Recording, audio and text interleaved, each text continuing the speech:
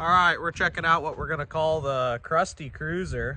It's a, I don't know what year it is actually. I might have said on the key tag here. Let me see here. Of course, I just put it in here, and then I'm wondering what year it is. So I gotta look. 97. Might be a little backwards in the camera. 97 Toyota Land Cruiser. Don't worry, I'm gonna show it to you here in just a second. I have to crawl in and out of the cab because the door doesn't want to open up, but that's just one of those things, so we'll figure that out. But anyway, this is it here. 97 Toyota Land Cruiser. And I don't know if I said it already or not, but we're gonna call it the Crusty Cruiser because if you can't tell just by looking here, it's a little crusty. She's been on the coast, I believe, her whole life. Came from the Newport area, if I remember correctly. I'd have to ask my dad again where it came from, but I can only assume she was bought, excuse me there, brand new in Newport at the Toyota dealership there, is my guess. I don't take that as fact, but you can tell she's been sitting on the coast. And she's been sitting in our yard for, shoot, maybe coming up on a year now. And finally, gonna try to do something with it. But like I said, as you can see, pretty rusty. Here's the door that we were just sticking our head in there to grab the key. Interior, you know, seen some better days. This door will not open. Something's up with that. Handle's already kind of messed up. Back door opens. Don't mind that. Yeah. It's a Land Cruiser. And we like those, so that's cool. But anyway, oh, well, that could be a issue. Don't worry, we're gonna get rid of those. Like I said, it's a Land Cruiser.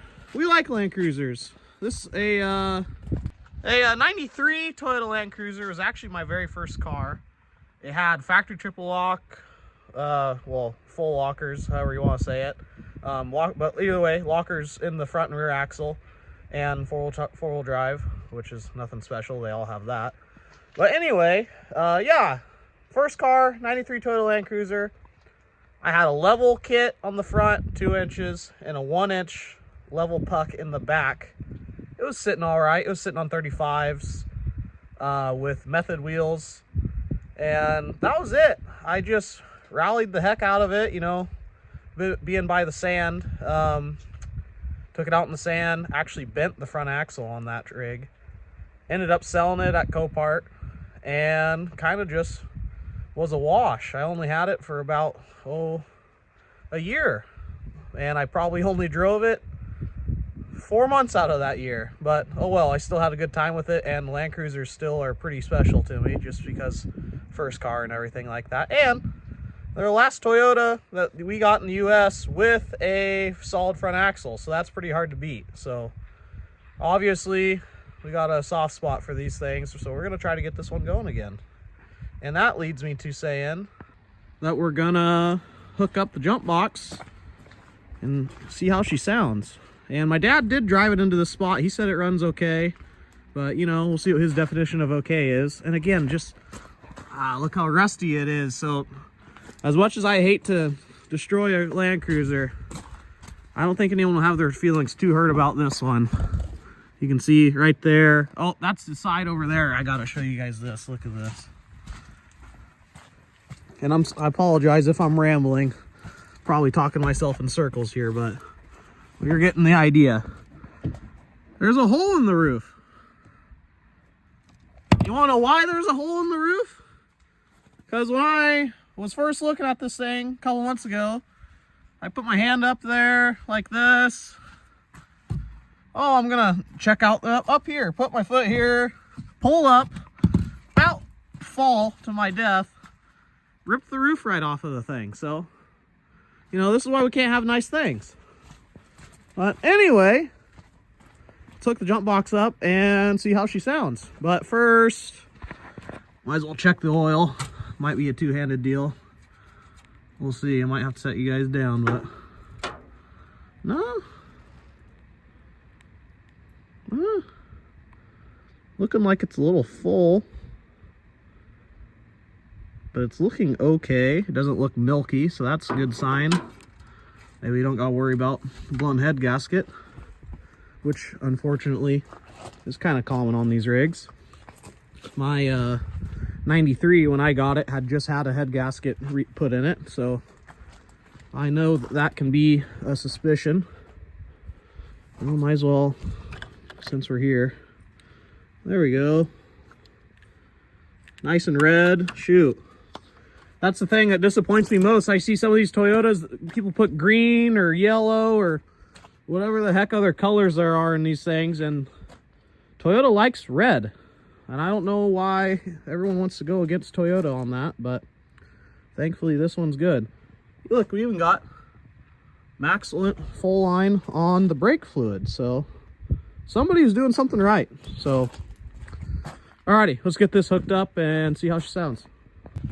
Okay, if any of you guys need a good jump box, these Noco Boost X boxes are pretty hard to beat. This one's 4,250 amps, and we've started semis with this thing. So this is the first trick with these things. You hook them up, power button. See, it's not going to do it for us because these things are a little too smart. They want you to see some power in the battery before they actually give you power. So here's a little trick to trick the system. We're going to unplug that terminal. There's an override button here. We're going to hold that override button. All right, now we got the flashing 12 volts and it's cycling. Take our positive, a little bit of a spark, it's okay, hook it back up. And then we're going to go back over here, see if she'll crank. Oh, windshield wipers are working. Turn those off. Alrighty. 1, 2, 3. Oh. Fired right up. Sounding okay. We got any smoke coming out the back? Nothing noticeable. That's a good sign. I think the catalytic converters might even still be in it. Let's take a look. Oh, there's the roof. Oh yeah, she's got full exhaust system, which is actually pretty good as far as I'm concerned, because I constantly was fighting a exhaust leak in my 93. Somebody had to replace the cats with a kind of like a delete kit, and it just never sealed the way it was supposed to seal. And you know, when you're 16, an exhaust leak in a rig, it's one of those things you're just like, I don't care, I got a car, it runs and it drives. And so people will ride with me, be like, what's that exhaust smell? Well, exhaust leaks. I just kind of got used to it, one of those things. I quit driving it before it really became an issue. Now I'm old enough though, and if a rig's got an exhaust leak, I gotta fix it. I can't stand it. The smell gets to me, the sound gets to me. I don't like having loud vehicles. So, you know, we're growing up a little bit, just a little bit. But besides the point, it seems like she's idling okay. Maybe just a little rough. Maybe that's just because, you know, we're not firing on full juice. That's the thing, it's probably only running off of this pack at the moment. Oh, let's reach in here, give her some juice.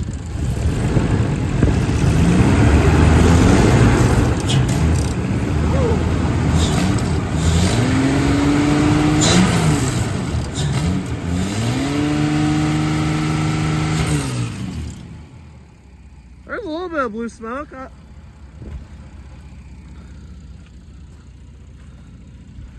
You know, it's been a while since she's ran. Like I said, my dad put her here, but that was a year ago. See if she's got enough alternator to keep herself running. No, that's a negative. Let's fire up again. So running is always a good start. I thought I turned those windshield wipers off, but I guess not. Uh-oh. Now she's being temperamental. Try it again.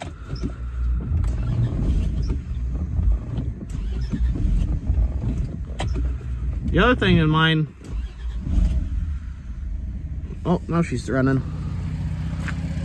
The other thing keep in mind is I have not checked the fuel level or added fuel.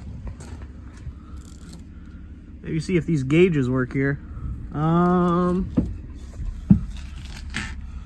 Where is that fuel gauge on this thing? Fuel gauge. You'd think I'd remember this. It's not from owning one. Oh, there it is. Oh, the fuel light is on. Well, there's that. Let's assume the fuel gauge works. We'll shut it off before we run it out of fuel. Throw a little bit of fuel in it. Well, we got the good stuff here. A couple gallons of clear non-ethanol, probably like 2.5 gallons there, but enough to get some in there. I like this. This is a LC, I think it is, jug. What? I think it's LC, something like that. I don't know. Been a pretty good jug. I like these white ones, so you can tell really easy how much fuel you got in there. Or if you're running a 2-stroke mix, it'll color so you can actually see what's going on. And I got this thinner hose on there that makes it where you can actually put it in the fuel nozzle, so that's pretty nice. Okay, got some fuel in her. Let's try this old song and dance again. And of course it doesn't want to do that. Let's see if it'll just override with it connected. Oh, look at that. We put enough juice in the battery, it at least does that. See if this fuel gauge works. I'm curious. Start her up again. Oh, she started right up that time. Oh, the fuel light isn't on. Look at that, Toyota engineering. Fuel gauge even works on this old girl. I was just looking at this while I was putting fuel on it.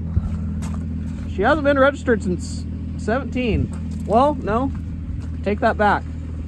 That means before 17, so what are tags? 2 years? Probably hasn't been registered since 15, so 10 years since she's been on the road. And I'll be honest, today I'll be happy if I just get it from here to there, so a little bit closer to the shop. That way, whenever I go towards the shop, I am forced to stare at it a little bit more and actually start to get to work on it. So, and for who needs air up tires, let's just hop in it NASCAR style here and drive her up to the shop. We'll just leave the jump box on there, that way, well, hopefully our hood prop doesn't fall off too. We'll see about that. Seat's a little wet. Probably could have figured that out just by the fact that the window's been down this whole time, but oh, she moves. Oh, easy girl. I don't want to knock our hood holding stick down. Reverse. Don't hit the sequoia. Oh, we're good. Look, she wants to be saved. She wants to go to the shop, get some new tires, get some of this weight off of her. She needs a, well, here, let's use the camera to see where the heck we're going, huh? That's working somewhat. This is my view, I can't see nothing. Oh, we're doing good. Oh, yeah. There, just keep it tight to the semi-cab. As long as we don't hit the old T100, I think we're okay.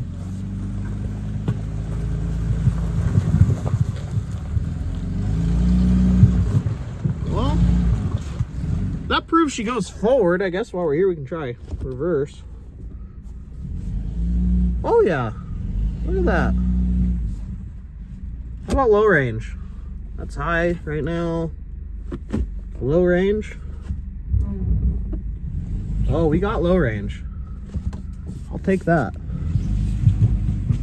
She wants to go crawling already. I can feel it. She wants big tires. There we go. That's good enough.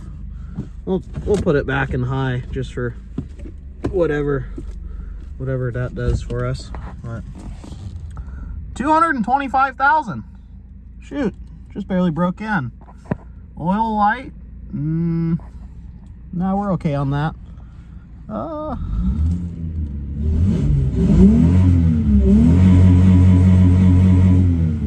it's good. A little bit of smoke, it's okay. She smells a little warm. I know I said possibly no head gasket, but time will tell, I think, on that one. We're about to find out once we start tearing into it a little bit more. Then I'm just gonna let it sit here and idle for a little bit. Let it get up to temp and see how she likes it. Well, that's the first hurdle down. It moves, that's good. Sitting there right there. And it's idling just fine. Fuel gauge works. It's probably running as good as a rig that's been sitting for 10 years could run. Maybe throw some new spark plugs in it, new cap and rotor, you know, kind of tune up stuff. Sure she'll be running a whole lot better. Not sure how much I like this this cold air intake aftermarket system here. Quite a few hose clamps that are holding that together. And that filter looks a little dirty, so we might do something better on that.